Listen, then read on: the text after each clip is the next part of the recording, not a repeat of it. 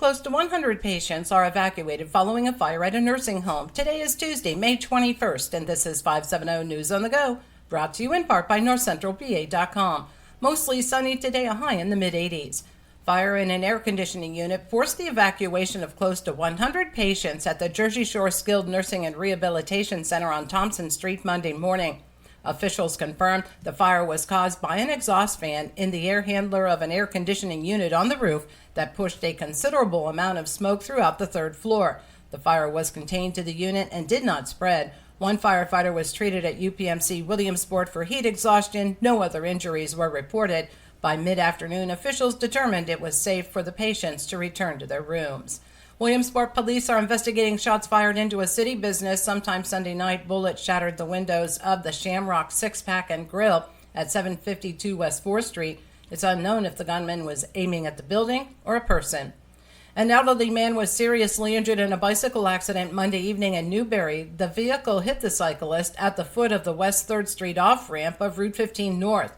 The female driver was exiting the ramp and turned onto 3rd Street directly into the sun and did not see the bicyclist. The injured man was transported to UPMC Williamsport for treatment.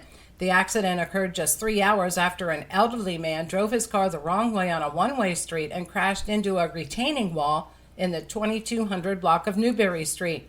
Police told the Sun-Gazette it's believed the man may have suffered a medical emergency before that accident.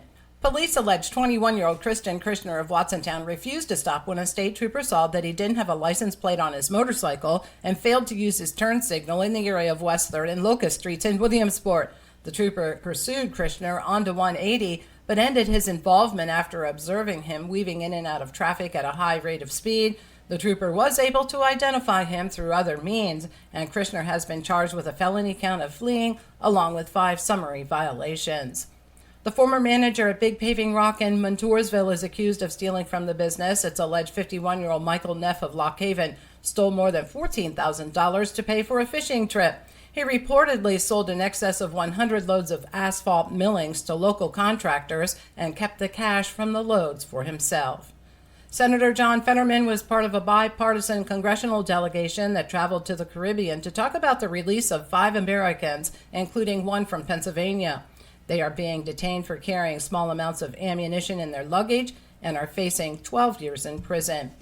And a Renovo native who is a New York Times writer is having a book signing this week in Lycoming and Clinton counties for his newest book, American Flannel, How a Band of Entrepreneurs Are Bringing the Art and Business of Making Clothes Back Home. Stephen Kuritz's book is the study of American-made clothing that includes a deep dive into Woolrich from its origins to closing.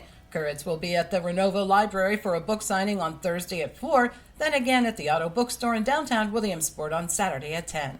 For the latest in news and events, head on over to NorthCentralPA.com. I'm Liz Brady, and you're up to date with 570 News on the Go.